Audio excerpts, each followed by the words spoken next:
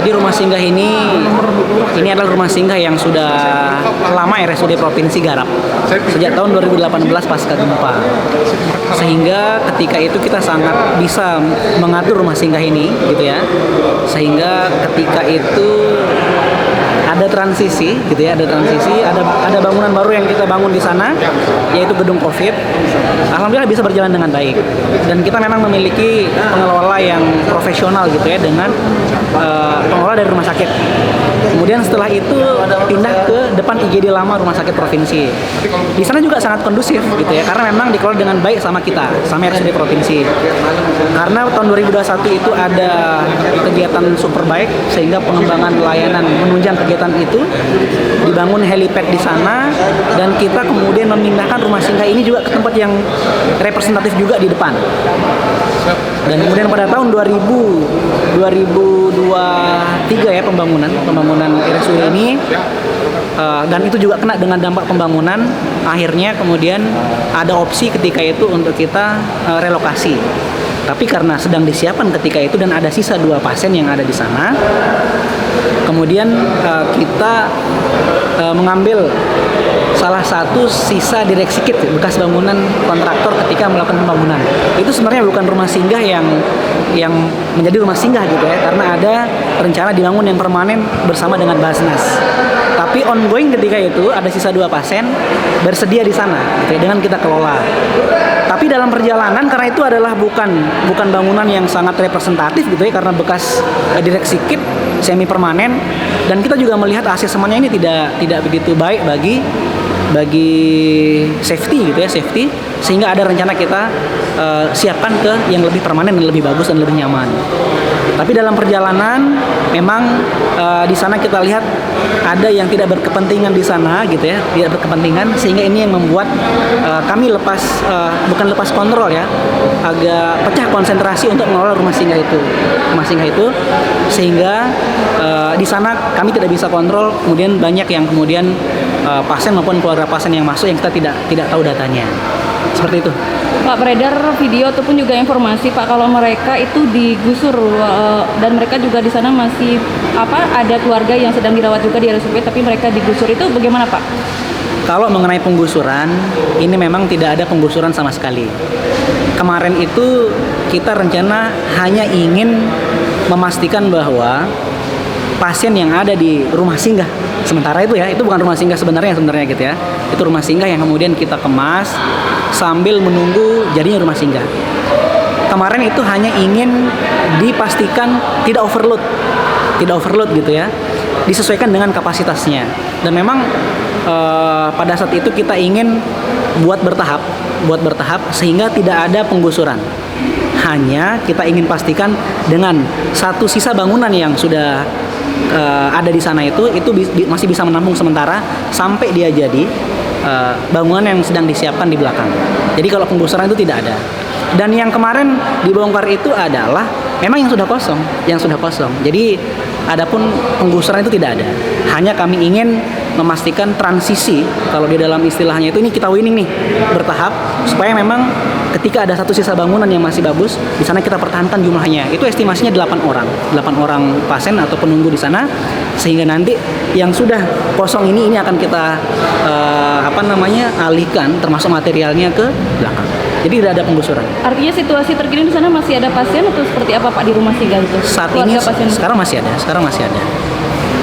Terhitung berapa Pak kalau izin, kalau boleh? Kami dari bagian hukum dan kehumasan, sejak ada, ya saya katakan yang mungkin saudara-saudara kita yang tidak berkepentingan di sana ya, kami sedikit tidak begitu memantau berapa jumlahnya. Tapi terupdate pada hari ini, laporan yang saya terima itu ada sekitar 10 orang yang baru dilaporkan kepada saya. 10 orang pasien. Pasien atau memang orang dari luar? Ini di data, kalau di laporan yang saya terima ini pasien. Jadi di rumah singgah RSUD ini adalah pasien-pasien yang memang tidak bisa jauh dari rumah sakit. Contoh misalnya dia melakukan radioterapi, ini kan tiap hari nih. Jadi kalau misalnya dia tidak punya keluarga tempat tinggal di sini, maka itu hajatannya. Dan kita sebenarnya sudah memiliki pengurus rumah singgah yang mengatur dengan baik gitu ya, pengelola dengan baik, dan ada kriterianya, ada diregistrasi dengan baik gitu ya sebelumnya. Tapi pasca yang saya sampaikan tadi, kami agak kemudian keluar sedikit mengontrol terkait tentang siapa yang ada di dalam rumah singgah. Kalau yang dianggap orang tidak berkepentingan ini berarti bukan keluarga pasien. Bukan keluarga pasien. Berapa jumlahnya itu? Kami tidak tahu jumlah pastinya. Yang jelas sepertinya lebih dari 4 atau 5 orang lah gitu yang saya lihat sehari-hari di sana. Pak, Dia bisa masuk ke sana? Gimana? Dia masuk ke sana karena memang itu kan posisi rumah singgah ini pas di jalan masuk karyawan gitu ya. Jadi pas di pinggir jalan bagian selatan RSUD itu, jadi semua orang bisa masuk di sana.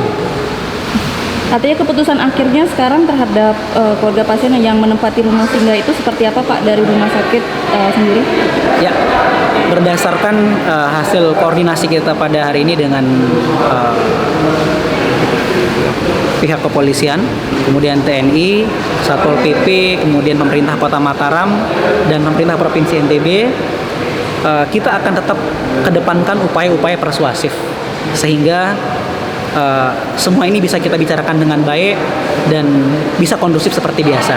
Dan perlu kami sampaikan bahwa upaya persuasif sebenarnya RSUD NTB ini telah lakukan jauh hari kepada penghuni rumah singgah maupun baik sebelum maupun setelah adanya teman-teman kita ini, saudara kita ini yang tidak punya kepentingan di sana, tapi ya mental juga gitu ya. Maka pada hari ini kami coba lanjutkan berdiskusi dengan pemerintah provinsi maupun Kota Mataram termasuk TNI Polri, sehingga saran-saran dari bidang terkait insya Allah kita akan tindak lanjuti dengan tetap mengedepankan upaya persuasif selama kita masih bisa bicarakan, kita mediasi supaya semua berjalan dengan baik. Artinya terhadap 10 keluarga pasien itu dibiarkan untuk tetap tinggal di rumah singgah atau Ada penertiban, dipindahkan? relokasi. Jadi tidak ada relokasi. Jadi dari awal saya sampaikan tidak ada rencana relokasi. Tidak ada relokasi. Tetap kami hanya ingin bisa mengakses kembali siapa orang-orang yang memang ada di sana gitu. Supaya rumah sakit juga tahu sebagai pemilik lahan dan pemilik bangunan di RSUD NTB. Jadi itu hajatannya. Jadi tidak ada relokasi. Kami hanya ingin memastikan bahwa yang ada di sana memang yang benar-benar membutuhkan, sehingga jangan sampai nanti orang yang justru butuh ini yang nggak dapat akses di sana. Seperti contoh ada pasien-pasien kanker misalnya yang butuh, yang kondisinya nih kalau kemoterapi kan dia sering drop. Jadi dia harus dekat dengan IGD gitu ya, dengan IGD rumah sakit. Jadi ini yang kita harapkan sehingga nanti orang yang tepat dan membutuhkan yang memang benar-benar ada di sana. Jadi tujuannya hari ini adalah kita koordinasi untuk mencari jalan terbaik sehingga semua kondusif seperti awal. Karena RSUD NTB memang memiliki record yang baik terhadap pengelolaan rumah singgah sejak tahun 2018. Jadi kita sejak 2018 ini sudah mengelola rumah singgah itu gitu. Berapa tahun jadinya? 19, 20, 21. Udah 5 tahun RSUD NTB mengelola rumah singgah. Atas 5 tahun.